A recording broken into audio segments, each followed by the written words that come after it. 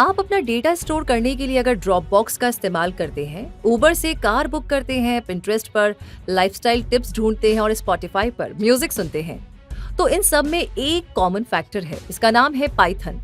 आम लोगों के लिए पाइथन का मतलब है अजगर, सांप, पर programming language experts, software developers और डेटा एनालिस्ट जैसे प्रोफेशनल्स के लिए पाइथन किसी मैजिक से कम नहीं है।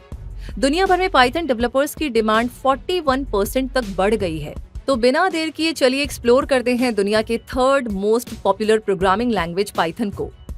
एक टाइम था जब लोगों से कहा जाता था कि पढ़ाई के साथ साथ टाइप राइटिंग सीख लो, नौकरी ढूंढने में आसानी होगी। कंप्यूटर आया तो यही बात कही गई कि MS एक्सेल और टैली जानने वालों को बड़ी जल्दी काम मिल जाता है। अब अगर कोई कंप्यूटर साइंस की पढ़ाई कर रहा है या सॉफ्टवेयर इंजीनियरिंग कर रहा है तो मास्टर ऑफ ऑल ट्रेड वाला प्रोग्रामिंग लैंग्वेज है पाइथन। इसकी टेक्निकल डेफिनेशन पर आए तो पाइथन एक ऑब्जेक्ट ओरिएंटेड, इंटरप्रिटेटेड और हाई लेवल प्रोग्रामिंग लैंग्वेज है जिसमें एक्टिव सेमांटिक्स है। मतलब ये प्रोग्रामिंग लैंग्वेज की मीनिंग भी बताता है। इसमें high level inbuilt data construction, dynamic binding और डायनेमिक टाइपिंग जैसे फीचर्स हैं जो इसे रैपिड एप्लीकेशन डेवलपमेंट के लिए सूटेबल बनाते हैं। पाइथन एक इजी टू लर्न और सिंपल सिंटेक्स लैंग्वेज है जिससे इसकी रीडेबिलिटी बढ़ती है। पाइथन के फ्रेमवर्क्स, पैकेजेस एंड मॉड्यूल्स को सपोर्ट करते हैं जिससे कोड रीयूज करना पॉसिबल होता है। इसे C और C++ में एक्सटेंड किया जा सकता है और ये एक पोर्टेबल प्रोग्रामिंग लैंग्वेज है जिसे यूनिक्स के वेरिएंट्स लाइनक्स, मैक OS में और विंडोज में भी रन किया जा सकता है। धीरे धीरे करके इसके सभी एस्पेक्ट्स को डिस्कस करेंगे। फिलहाल पाइथन का इतिहास देख लेते हैं। हीदो फॉन रॉसम जो एक डच प्रोग्रामर है, उन्होंने इस पर 1980 में काम करना शुरू किया था और फाइनली ये रिलीज हुआ था 1991 में, यानी 1991 में। इन्हें creator of the Python programming language कहा जाता है। इनके पास यूनिवर्सिटी ऑफ एम्स्टर्डम से मास्टर्स इन मैथमेटिक्स और कंप्यूटर साइंस की डिग्री है। 2005 से 2012 तक इन्होंने गूगल में काम किया और अपना ज्यादातर वक्त पाइथन लैंग्वेज को डेवलप करने में बिताया। 2013 से 2019 तक ये cloud file storage company Dropbox में रहे और फिलहाल ये माइक्रोसॉफ्ट के साथ एसोसिएटेड है और डिस्टिंग्विश्ड इंजीनियर के तौर पर काम कर रहे हैं। पर क्या आप जानते हैं पाइथन को क्रिसमस की छुट्टियों में डिजाइन किया गया था? एक्चुअली हुआ यूं था कि ABC प्रोग्रामिंग लैंग्वेज के साथ काम करते हुए हीदो फॉन रॉसम ने लैंग्वेज डिजाइनिंग के बारे में बहुत कुछ सीखा। ABC प्रोग्रामिंग लैंग्वेज के साथ उन्हें रियलाइज हुआ कि ये एक ऐसा लैंग्वेज भी होना चाहिए जिसे किसी भी प्लेटफॉर्म पर एक्सटेंड किया जा सके। वहीं से एक नया लैंग्वेज डिजाइन करने की सूझी। 1989 में क्रिसमस हॉलीडेज के दौरान हीदो ने पाइथन पर काम करना शुरू किया और एक साल के अंदर ही उन्हें अपने फेलो कलीग से जो फीडबैक मिला उससे वो इंस्पायर हुए। 1991 में फाइनली पाइथन रिलीज हुआ और आज ये दुनिया का एक popular open source programming language है। जहां तक बात है पाइथन की, तो इसे the Python software foundation manage करता है। ये एक इंडिपेंडेंट नॉन प्रॉफिट ऑर्गेनाइजेशन है जिसके पास पाइथन 2.1 और इसके न्यूअर वर्जन्स के कॉपीराइट हैं। पाइथन सॉफ्टवेयर फाउंडेशन का मकसद है पाइथन प्रोग्रामिंग से जुड़े ओपन सोर्स टेक्नोलॉजी को एडवांस बनाना और पाइथन के यूज को पॉपुलर बनाना। तो क्या पाइथन को यूज करने में कोई कॉपीराइट की दिक्कत आ सकती है? अगर ये सवाल मन में आया है तो इसका जवाब भी सुन लीजिए। पाइथन का जो सोर्स है उसके साथ आप कुछ भी कर सकते हैं जब तक कि आप इसके कॉपीराइट्स का उल्लंघन नहीं करते। हाँ, अगर आप इसका कोई कमर्शियल यूज कर रहे हैं तो आपको इसका क्रेडिट पाइथन को देना होगा।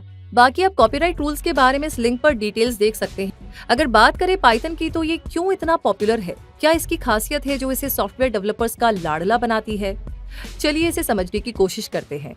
पाइथन एक high level general purpose programming language है जिसे बहुत से डिफरेंट क्लासेस के प्रॉब्लम्स पर अप्लाई किया जा सकता है। इसकी लाइब्रेरी इतनी बड़ी है कि इसे स्ट्रिंग प्रोसेसिंग जैसे रेगुलर एक्सप्रेशंस, यूनिकोड फाइल्स के बीच का अंतर कैलकुलेट करने के लिए यूज किया जाता है।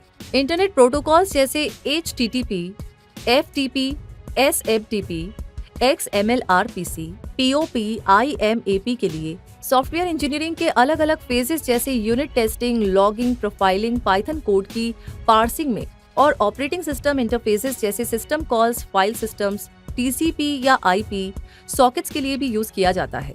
इसके अलावा पाइथन के साथ थर्ड पार्टी एक्सटेंशन भी पॉसिबल है। तो इससे आप समझ सकते हैं कि पाइथन कितना वर्सेटाइल प्रोग्रामिंग लैंग्वेज है। अभी हमारे पास इंटरनेट है और यूट्यूब पर हर तरह के ट्यूटोरियल्स मौजूद हैं।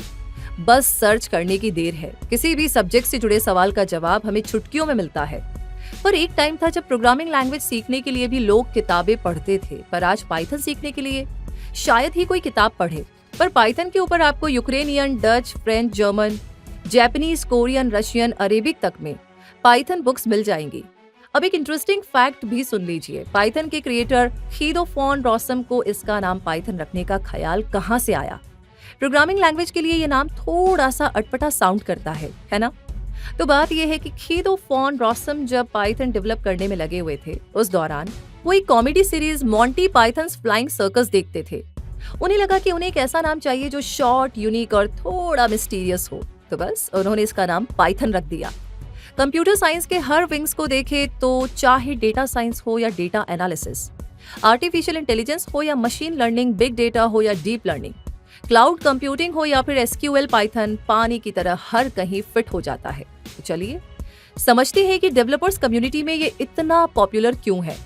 प्रोग्रामिंग लैंग्वेज और कोडर्स जो पहली बार प्रोग्रामिंग सीखने की कोशिश करते हैं, उनके लिए पाइथन एक बेस्ट ऑप्शन है।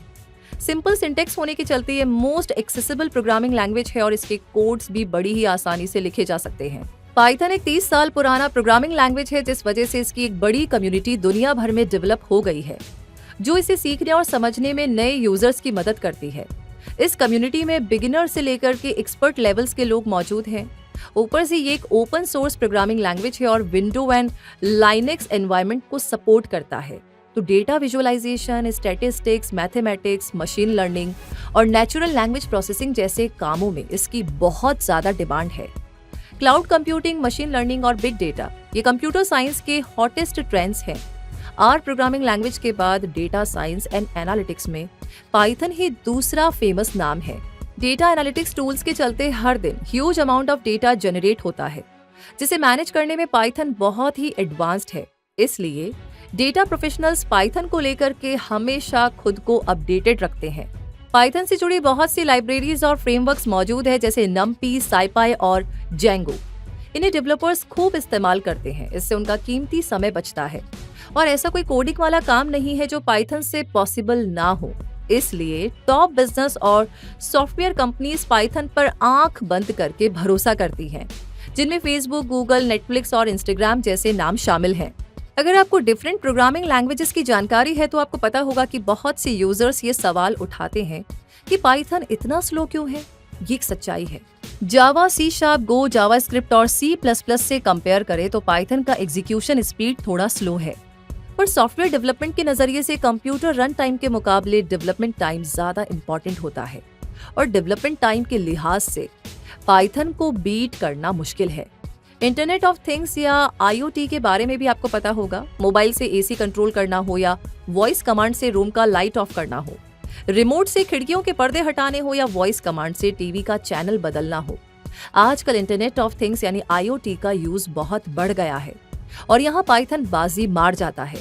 इस तरह के स्मॉल इंटरनेट कनेक्टेड डिवाइसेस में यूजर्स को कस्टमाइजेशन चाहिए होता है। इस तरह के ढेर सारे डिवाइसेस पाइथन और माइक्रो पाइथन सपोर्ट करते हैं, जिनसे इनकी कोडिंग बड़ी आसानी से बदली जा सकती है।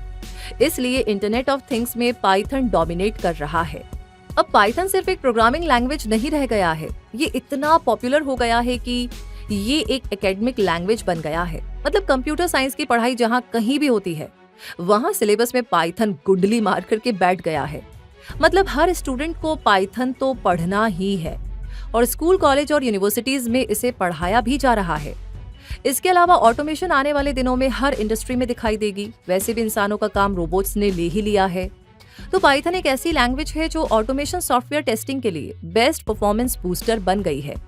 ऑटोमेशन टूल्स बनाने और उन्हें रन करने के लिए सिर्फ कुछ लाइंस की पाइथन कोडिंग कीजिए और आपका ऑटोमेशन टूल चलने के लिए तैयार है। तो देख लिया आपने क्यों Python king of all programming language है। तो अगर कोई आपसे ये पूछे कि उसे कोडिंग सीखनी है और सॉफ्टवेयर इंडस्ट्री में अपना करियर बनाना है, तो आप उसे कह सकते हैं पाइथन सीख लो, जिंदगी भर काम आएगा। अब आते हैं एसक्यूएल या स्ट्रक्चर्ड क्वेरी लैंग्वेज पर। डेटाबेस मैनेजमेंट में एसक्यूएल ही फर्स्ट चॉइस मानी जाती है। लगभग सभी डेवलपर्स एसक्यूएल यूज करते हैं। डेटाबेस के एरिया में ये एक डी फैक्टो स्टैंडर्ड रखता है। डी फैक्टो स्टैंडर्ड का मतलब होता है कंप्लीट डोमिनेंस, यानी मार्केट में जिसकी एक्सेप्टेबिलिटी बहुत ज्यादा हो। वहीं पाइथन एक ऑलराउंडर है और दोनों को अगर साथ मिला दिया जाए तो दोनों टूल्स एक साथ ऑटोमेशन और एफिशिएंसी में नया बेंचमार्क सेट करते हैं। इन दोनों के बीच PyODBC एक ब्रिज का काम करता है। PyDOC पाइथन का एक स्टैंडर्ड डॉक्यूमेंटेशन मॉड्यूल है जो ODBC डेटाबेस को एक्सेस करने में मदद करता है। पाइथन को अगर SQL सर्वर से कनेक्ट करना हो तो ये काम करता है PyODBC.connect। और अगर बात करें SQL से पाइथन में डेटा एक्सट्रैक्ट करने की तो पाइथन यूज करता है Pandas, PANDAS। Pandas में रीड SQL नाम का एक फंक्शन होता है जो SQL का डेटा रीड करता है। पाइथन SQL में डेटा चेंज करने की फैसिलिटी भी देता है। जब इसे एग्जीक्यूट किया जाता है तो SQL में डायरेक्ट डेटा चेंज होने के बदले एक टेम्पररी एग्जिस्टिंग स्पेस में डेटा चेंज होता है।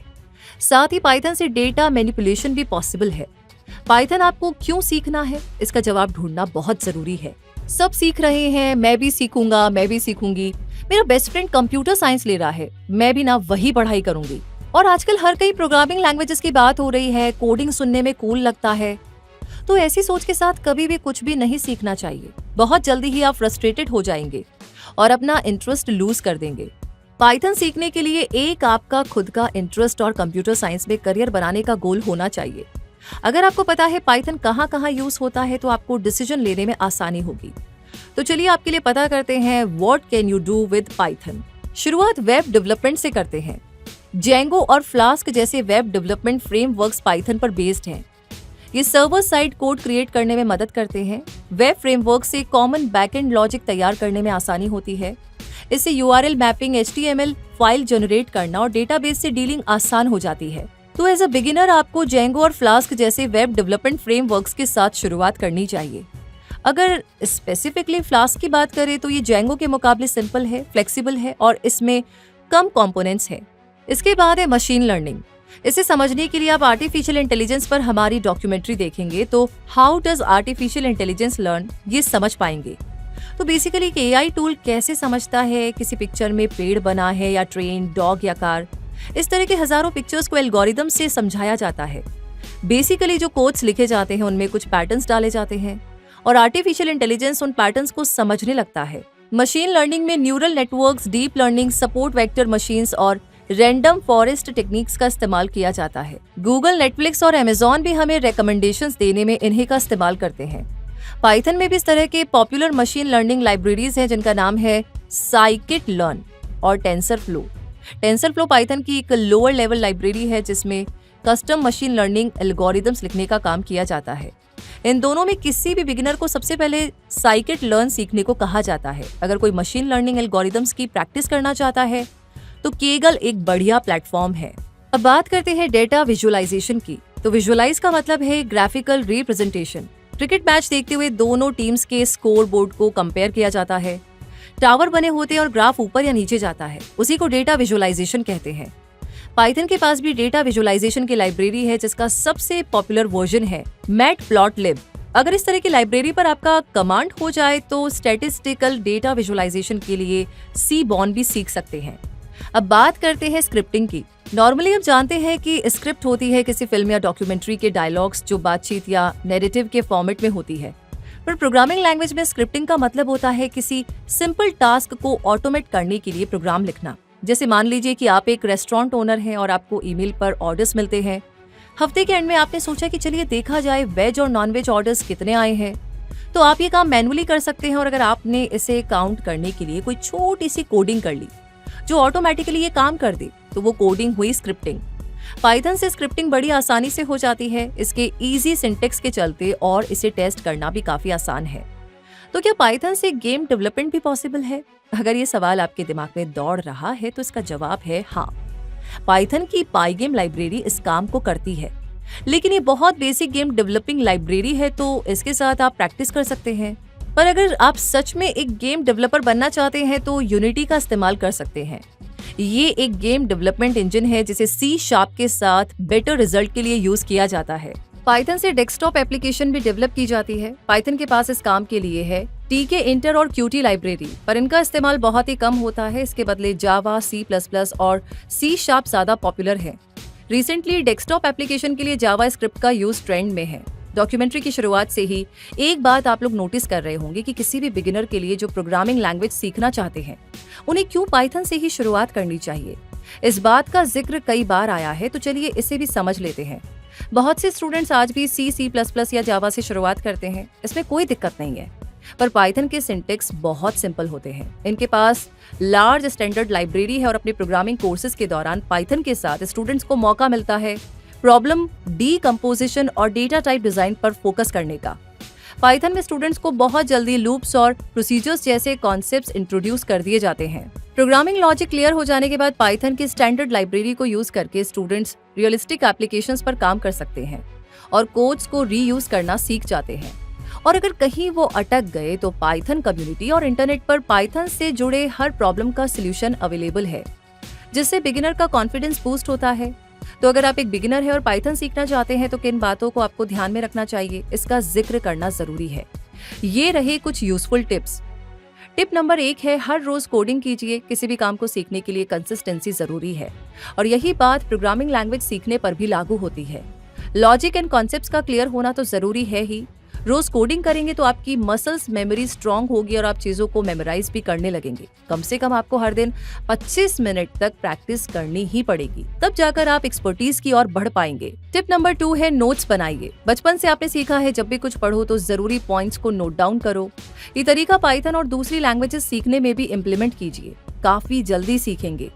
रिसर्चर्स कहते हैं कि हाथ से नोट लिखने पर लॉन्ग टर्म रिटेंशन मिलता है और अगर आप लॉन्ग रन के लिए फुल टाइम डेवलपर्स बनना चाहते हैं तो व्हाइट बोर्ड पर कोडिंग करना शुरू कीजिए। इसके अलावा जब आप किसी स्मॉल प्रोजेक्ट पर काम करना शुरू करें तो अपने कोड्स पहले हाथ से पेपर पर लिखिए और उसके बाद कंप्यूटर पर जाइए। टिप नंबर 3 है, गो इंटरैक्टिव, यानी पाइथन आपके सिस्टम पर इंस्टॉल्ड होना चाहिए। पाइथन डेटा स्ट्रक्चर्स जैसे स्ट्रिंग्स, लिस्ट, डिक्शनरीज वगैरह सीखते हुए या एप्लीकेशन डीबगिंग करते हुए एक्सपर्ट्स मानते हैं कि पाइथन शेल के साथ इंटरैक्शन बहुत जरूरी है। टिप नंबर 4 है, सीखने के दौरान ब्रेक लीजिए। कोडिंग और प्रोग्रामिंग एक लॉजिकल एंड कॉन्सेप्चुअल लर्निंग है जहां पर हर दिन नई चीजें आती रहती है और लाइफ लॉन्ग आपको सीखना पड़ता है। इसलिए प्रोमोडोरो टेक्निक को फॉलो करते हुए जब आधे घंटे की लर्निंग हो जाए तो कंप्यूटर स्क्रीन से उठ जाइए और ब्रेक लेकर ये सोचिए कि आपने क्या क्या सीखा। ब्रेक के दौरान वॉक पर जाइए। ब्रेक लेना तब और भी इम्पोर्टेंट हो जाता है जब आप डीबगिंग कर रहे हो। जब आप बग करें और ये समझ नहीं आए कि गड़बड़ी कहाँ हुई है तो अपने कंप्यूटर से हट जाइए। कुछ देर अकेले बिताइए या दोस्तों से बातें कीजिए। जब दिमाग फोकस्ड हो जाए तो दोबारा सिस्टम पर आइए, क्योंकि प्रोग्रामिंग में आपके कोड्स का रूल एंड लॉजिक को हर बार फॉलो करना जरूरी है, क्योंकि एक सिंगल कॉमा या क्वेश्चन मार्क भी मिस हुआ तो कोड रन नहीं करेगा। इसलिए जितनी भी प्रोग्रामिंग आप सीख रहे हैं उसे बार बार प्रैक्टिस करना भी जरूरी है। वैसे आपने बग बाउंटी हंटर के बारे में तो जरूर सुना होगा। इसमें प्रोग्रामर्स और कोडर्स किसी सिस्टम में बग ढूंढते हैं और बदले में उन्हें रिवॉर्ड मिलता है। तो टिप नंबर 5 है, जब भी आप अपना कोड रन करें तो आने वाले बग से परेशान ना हो। फ्रस्ट्रेट होने के बदले उसे एक अपॉर्चुनिटी के तौर पर लीजिए और बग को फिक्स कीजिए। सोचिए कि आप एक बग बाउंटी हंटर है। जैसे जैसे आप एक्सपर्ट होते जाएंगे आपका कॉन्फिडेंस बढ़ता जाएगा और अगर आपने कोई बग बाउंटी जीत ली तो नाम और पैसा दोनों मिलेंगे। हो सकता है कंपनी आपको जॉब पर ही रख ले। आगे टिप नंबर 6 है, अपने आप को दूसरे लर्नर्स के साथ भी जोड़े रखिए। ज्यादातर प्रोग्रामर्स खुद को कमरे में बंद कर लेते हैं और कोडिंग करते हैं ताकि उन्हें कोई डिस्टर्ब ना करे। ये अच्छी बात है, पर एक से भले दो वाली कहावत यहाँ पर भी लागू होती है। इससे आपको अच्छे टिप्स एंड ट्रिक्स मिलेंगे और आपकी लर्निंग एनहेंस होगी। अगर आप पाइथन में अच्छे हैं तो दूसरों को सिखाकर आपकी प्रैक्टिस भी होती रहेगी। अगर आपके आसपास फिजिकली कोई नहीं है इंटरैक्ट करने को तो पाइथन कम्युनिटी ढूंढिए। ऑनलाइन कनेक्शन बढ़ाइए और ट्यूटोरियल वीडियोस देखिए, आपको डेफिनेटली फायदा होगा। टिप नंबर 7 है, सवाल पूछिए। जितना ज्यादा आप क्यूरियस रहेंगे उतना ही फायदा होगा। एक्सपर्ट्स बताते हैं कि सवाल पूछने का भी एक तरीका है। जैसे आप क्या करना चाहते हैं और आपकी प्रॉब्लम क्या है वो क्लियर कीजिए। आपने क्या क्या किया उस प्रॉब्लम को सॉल्व करने के लिए। प्रॉब्लम पर आप अपनी थॉट्स बताइए ताकि आपको हेल्प करने वाले को लगे कि आप भी उस पर काम कर रहे हैं। डेमो दिखाना भी जरूरी होता है, जैसे कोई एरर शो किया तो उस एरर मैसेज में क्या लिखा था, कोड रन करते समय स्क्रीन पर क्या फ्लैश हुआ था, वगैरह वगैरह। टिप नंबर 8 है, कुछ भी बिल्ड कीजिए। आपने जितनी भी कोडिंग सीखी है उससे कुछ बनाने की कोशिश कीजिए। पाइथन के साथ बेसिक डेटा स्ट्रक्चर क्लियर हो जाए तो बनाना शुरू कर दीजिए। ये कुछ भी हो सकता है, जैसे नंबर गेसिंग game, simple calculator application, dice role simulator या फिर बिटकॉइन प्राइस नोटिफिकेशन सर्विस। इस तरीके से जब आपके हाथ मजबूत होने लगेंगे तो ओपन सोर्स में कंट्रीब्यूट करना आपको एक्सपर्ट बनाएगा। तो पाइथन के बारे में इतना कुछ जानने के बाद अगर आप पाइथन सीखना चाहते हैं तो कहाँ सीख सकते हैं ये जान लीजिए। आइए कुछ प्लेटफॉर्म से आपको इंट्रोड्यूस करते हैं। पहला प्लेटफॉर्म है python.org। ये एक फ्री रिसोर्स है जहां पर आपको सीखने के लिए ऑफिशियल पाइथन डॉक्यूमेंटेशन मिलेंगे। ये बिगिनर्स और एक्सपीरियंस्ड डेवलपर्स दोनों के लिए बेनिफिशियल है, क्योंकि यहाँ पर बेसिक से लेकर के एडवांस तक के वाइड रेंज ऑफ टॉपिक्स मिल जाते हैं। यहाँ पाइथन के ऊपर ब्रीफ एक्सप्लेनेशन मिलती है और ये अपने यूजर्स को बताता है कि पाइथन IDE इंटरप्रिटेटर्स को इंस्टॉल कैसे करना है। जो ट्यूटोरियल्स है उन्हें 81 लैंग्वेजेस में ट्रांसलेट किया जाता है ताकि नॉन नेटिव इंग्लिश स्पीकर्स भी पाइथन बड़े आराम से सीख सके। अगला प्लेटफॉर्म है फ्री कोड कैंप, जो टेक्स्ट बेस्ड कोर्सेज ऑफर करता है, जो बहुत ही अच्छे से पाइथन कॉन्सेप्ट्स को डिस्क्राइब करते हैं। तो अगर आप एक बिगिनर है तो फ्री कोड कैंप चेक कर सकते हैं। यहाँ Python basics, variables, control flow statements, loops, arrays, data structure और डिक्शनरी जैसे कॉन्सेप्ट्स को क्लियर किया जाता है। एक और ट्रस्टेड प्लेटफॉर्म है गूगल्स पाइथन क्लास। गूगल अपने बहुत से प्रोजेक्ट्स में पाइथन को यूज करता है, जैसे system building, admins tools, code evaluation tools, APIs and data analysis वगैरह है। अगर बात करें पाइथन सीखने में गूगल के कंट्रीब्यूशन की, तो बेसिक प्रोग्रामिंग स्किल्स के साथ आप गूगल्स पाइथन क्लास ले सकते हैं। ये फ्री है और हाईली यूजफुल भी है। इसके अलावा लिंक्डइन लर्निंग पर आप पाइथन एसेंशियल ट्रेनिंग ले सकते हैं। ये भी वीडियो बेस्ड कोर्स है और इसकी ड्यूरेशन है 4 घंटे 51 मिनट, जिसे आप स्मार्टफोन और टैबलेट पर भी एक्सेस कर सकते हैं। इसके अलावा कोड एकेडमी, यूडेमी और कोर्सेरा पर भी पाइथन के कोर्सेज अवेलेबल है। आप अपनी नॉलेज एंड स्किल्स के हिसाब से इनमें एनरोल हो सकते हैं। अब अगर आप पाइथन सीख जाते हैं तो software, web development, cloud computing और आर्टिफिशियल इंटेलिजेंस की फील्ड में क्या क्या रोल्स निभा सकते हैं, आइए जरा समझ लेते हैं। सबसे पहला रोल है पाइथन डेवलपर। अगर आप पाइथन सीखने में घंटों लगा रहे हैं तो बड़ी बड़ी कंपनीज को पाइथन डेवलपर्स की तलाश रहती है, ताकि वो अपने प्रोडक्ट का फ्रंट एंड और बैक एंड डेवलपमेंट को अप टू डेट रख सके। एक पाइथन डेवलपर का काम होता है पाइथन लैंग्वेज में डेवलपमेंट प्रोजेक्ट्स को डिजाइन, कोड और डिप्लॉय करना। एक पाइथन डेवलपर को डेटा कलेक्शन और एनालिटिक्स की टीम के साथ मिलकर के काम करना पड़ता है। पाइथन में बन रहे किसी एप्लीकेशन के कोड बेस को मेंटेन करना, उस कोड में बग्स एंड एरर्स को फिक्स करना, पुराने फीचर्स को मेंटेन करना और नए फीचर्स डेवलप करना और एप्लीकेशन का ओवरऑल परफॉर्मेंस एनहेंस करना पाइथन डेवलपर का काम होता है। एक सॉफ्टवेयर इंजीनियर के तौर पर जब आप पाइथन के अलावा दूसरे लैंग्वेज जानते हैं तो पाइथन में आपकी नॉलेज का फायदा मिलता है और आप प्रोजेक्ट्स को सुपरवाइज करते हैं। अगर पाइथन को लेकर के आपकी अंडरस्टैंडिंग अच्छी है तो आप पाइथन स्क्रिप्ट्स को डिटेक्ट कर सकते हैं और एरर्स को ठीक कर सकते हैं। सॉफ्टवेयर इंजीनियर के तौर पर भले ही आपको दूसरी प्रोग्रामिंग लैंग्वेज आती हो, पर डिमांड के लिहाज से पाइथन सीख लेना हमेशा एडेड एडवांटेज देगा। पाइथन सीख करके जो अगला रोल आप हासिल कर सकते हैं वो है प्रोडक्ट मैनेजर। बेसिकली एक प्रोडक्ट मैनेजर किसी एक स्पेसिफिक प्रोडक्ट को लेकर के ओवरऑल बिजनेस स्ट्रेटेजी बनाता है। मार्केट रिसर्च करके ये डेवलपिंग टीम को बताते हैं कि किस तरह का प्रोडक्ट बनाना है। प्रोडक्ट मैनेजर के रोल में डेटा एक इम्पॉर्टेंट रोल प्ले करता है, क्योंकि Python large amount of data handle कर सकता है। इसलिए एक प्रोडक्ट मैनेजर का पाइथन में एक्सपर्ट होना जरूरी है। सीनियर डेटा साइंटिस्ट के रोल के लिए भी पाइथन का आना जरूरी है। एक सीनियर डेटा साइंटिस्ट को डेटा एनालिस्ट की टीम को सुपरवाइज करना होता है।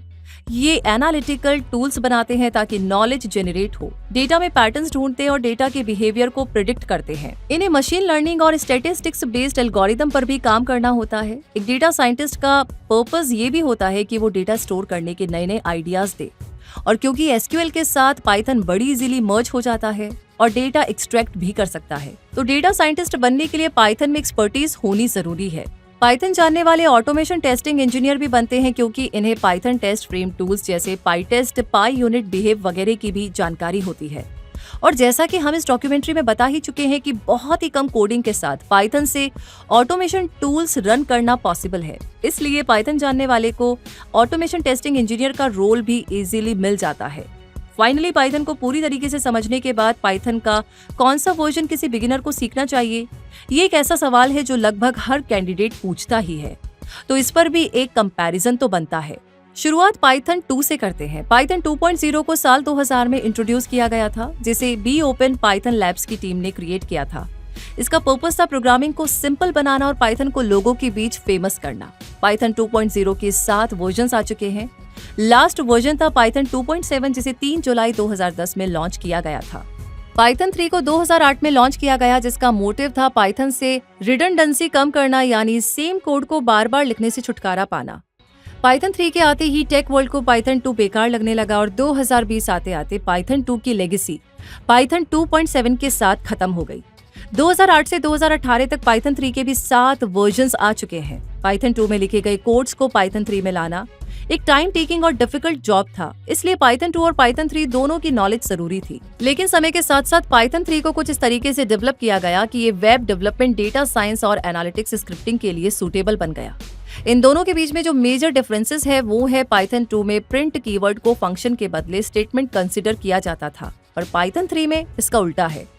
पाइथन 2 में स्ट्रिंग्स को बाय डिफॉल्ट ASCII यानी कि ASCII में स्टोर किया जाता था, पर पाइथन 3 स्ट्रिंग्स को बाय डिफॉल्ट यूनिकोड में स्टोर करता है।